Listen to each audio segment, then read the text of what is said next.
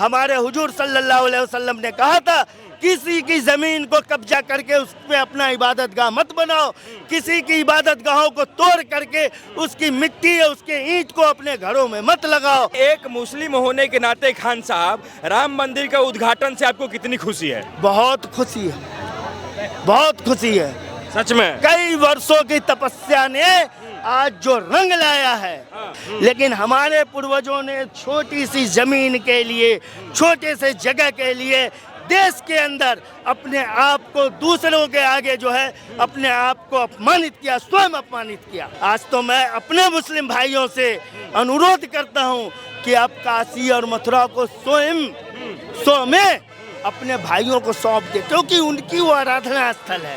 भगवा तो हम भी पहन के आ जाएंगे, भगवा से हमें कौन सी दिक्कत है? भगवा से कौन सी दिक्कत है? लोगों ने एक रंग को, एक इसको जो है कि बदनाम कर रखा है। भगवा तो सम्मान की बात है यार, भगवा तो ये कलर है।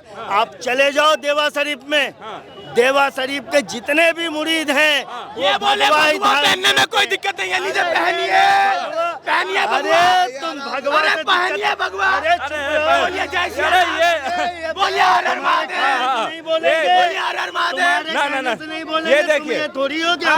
पहनिए, ये देखिए, आप कह रहे हैं अरे भगवा तो हमारी पगड़ी है, ये तुम चाहो, सुनो, तुम बेवकूफ लोग हो, तुम चाहो कि ये कह के जबरदस्ती कहो कि जय श्री राम बोलो।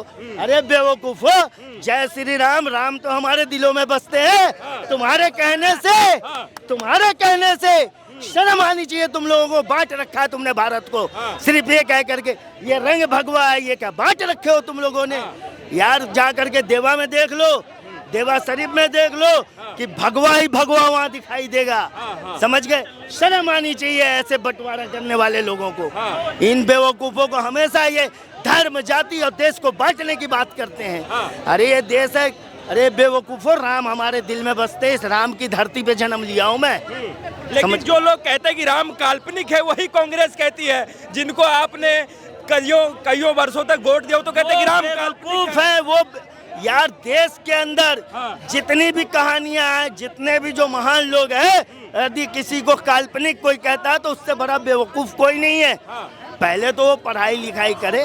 बेवकूफ, अनपढ़, गंवार, बिना पढ़े लिखे लोग जो है ना, वो किसी के धर्म, किसी के धार्मिक स्थल, किसी के धर्म के जो है कि देवता, उन पे उंगलियां उठाते। कोई हमें बता दे कि राजा रामचंद्र जी ने कोई ऐसा कार्य किया हो जिस पे उंगली उठाने का कोई बात बनता हो। कोई हमें बता दे, भारत का या विश्व का कोई व्यक्ति बता दे कि राजा रामचंद्र जी ने कोई ऐसा काम किया हो। उन्हें मर्यादा पुरुषोत्तम क्यों कहा गया? उनका इतना सम्मान क्यों होता है? देश के अंदर क्यों होता है सम्मान? कृष्ण का क्यों होता है सम्मान?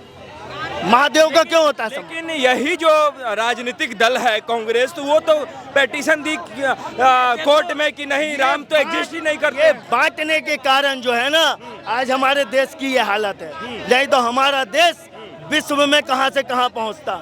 ये सिर्फ बंटवारे और भेदभाव का जो देश के अंदर लेके चले ना, हिंदू मुसलमान, ये रंग हमारा है तो ये हरा, पीला, लाल, केसरिया, ये जो करते रहते हैं ना। अरे तिरंगे को देखो ना, जिसके नीचे तुम जी रहे हो, इस तिरंगे को देखो, उसमें केसरिया, सफेद, हरा समस्त रंग है।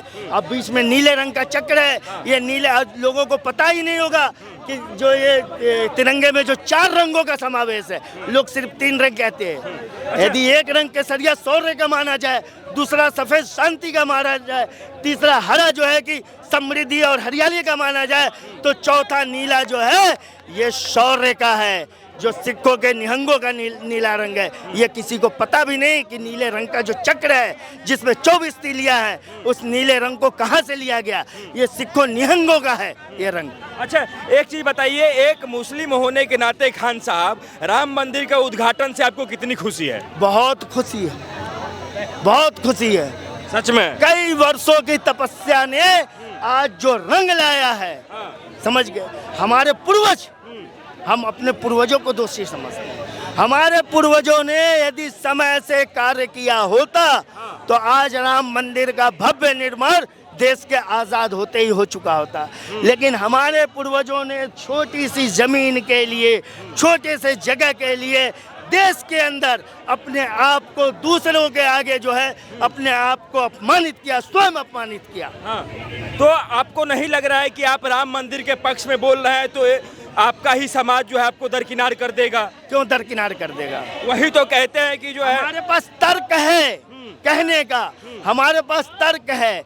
हम जिसके अनुयायी हैं, हजरत मोहम्मद सल्लल्लाहु अलैहि वसल्लम के, हमारे हुजूर सल्लल्लाहु अलैहि वसल्लम ने कहा था किसी की जमीन को कब्जा करके उस पे अपना इबादत गाह मत बनाओ, किसी की इबादत गाहों को तोड़ करके उसकी मिट्टी या उसके ईंट को अपने घरों में मत लगाओ, और किसी की जगह पे अगर किसी का दावा है तो वहाँ पे तुम्हारी नमाज भी नहीं है, उस दावा को छोड़ दो। लेकिन हमारे समुदाय के लोग इन बातों को भूल चुके थे वो। आपके हिसाब से राम मंदिर जो है 170 साल पहले ही बन जाना चाहिए था? बिल्कुल बन जाना चाहिए था। ये भारत के मुसलमानों को सोचना चाहिए था कि हमारे देश की एकता और अखंडता किसमें है। आज तो मैं अपने मुस्लिम भाइयों से अनुरोध करता हूँ कि आप काशी और मथुरा को स्वयं अपने भाइयों को सौंप दे, क्योंकि उनकी वो आराधना स्थल है। काशी मथुरा भी कह रहे हैं कि सौंप देना चाहिए ताकि भविष्य में कोई जो है भविष्य में किसी और भी जो भी मुद्दे हैं, जिन मुद्दों पे आपसी टकराव है, इस भारत के लोगों को एक साथ मिलकर, समस्त समुदाय को लोगों को एक साथ मिल करके उन समस्त मुद्दों को जो कि देश के राजा महाराजा बादशाह और नवाबों ने जो मुद्दे खड़े किए थे, जिन पे आज इस देश के लोगों का आपसी विवाद है, उस मुद्दे को सुलझाने का कार्य करना चाहिए। खान साहब, खुशी तो झलक रही है राम मंदिर बनने से आपके अंदर। क्या राम मंदिर का जब उद्घाटन होगा तो क्या खान साहब रामलला का दर्शन करने के लिए जाएंगे? देखिए, हमें बड़े दुख की बात है कि मैं बनारस काशी का रहने वाला हूँ। हाँ। और काशी विश्वनाथ मंदिर के अंदर हमारा समय असमय कभी न कभी प्रवेश जरूर होता था। लेकिन आज मैं कई वर्षों बाद जब बनारस गया तो काशी विश्वनाथ मंदिर के बाहर हमने एक बोर्ड देखा जहां लिखा था मुसलमानों का प्रवेश वर्जित है। इससे मुझे अपने अंदर आत्मा में बड़ी दुख और बड़ी तकलीफ हुई। भारत के अंदर किसी भी मस्जिद के अंदर, किसी भी गुरुद्वारे के अंदर, किसी भी चर्च के अंदर किसी भी धर्म समुदाय का प्रवेश वर्जित नहीं है। लेकिन काशी विश्वनाथ मंदिर के आगे जब मैंने ये स्लोगन देखा कि मुसलमानों का प्रवेश वर्जित है तो मुझे अति दुख हुआ, बहुत दुख हुआ, क्योंकि मैं बचपन से काशी में रहने पैदा होने वाला हूँ। समय असमय मैं अपने हिंदू दोस्तों के साथ विश्वनाथ मंदिर में जाता था, वहाँ प्रसाद लेता था। वहाँ विश्वनाथ मंदिर से निकल करके मैं ज्ञान वापी मस्जिद में भी जाता था। ये हमारी संस्कृति, हमारी परंपरा थी कि हम जब गंगा स्नान करते थे तो गंगा स्नान करने के बाद जो है हम अपने दोस्तों के साथ जो वहाँ पंडित चंदन का तिलक लगाते, हम तिलक भी लगाते थे, हमें कोई आपत्ति नहीं होती थी, क्योंकि हमारे देश की एकता अखंडता थी। हमारे अपने साथी, हमारे दोस्तों का जो है कि सम्मान था, हमें इसमें कोई बुराई नहीं लगती थी। लेकिन राम मंदिर अब भव्य निर्माण हो रहा है, पता नहीं सरकार वहाँ पे किसके प्रवेश की इजाज़त दे, किसके न दे। अब राम मंदिर, जहाँ देश से अब जाति व्यवस्था की बात खत्म करने की बात की थी आपने, जाति व्यवस्था, धर्म व्यवस्था खत्म करनी हो तो राम मंदिर के अंदर वहाँ का प्रमुख पुजारी शूद्र वर्ग से होना चाहिए। तभी देश में जो है कि जाति व्यवस्था खत्म होगी।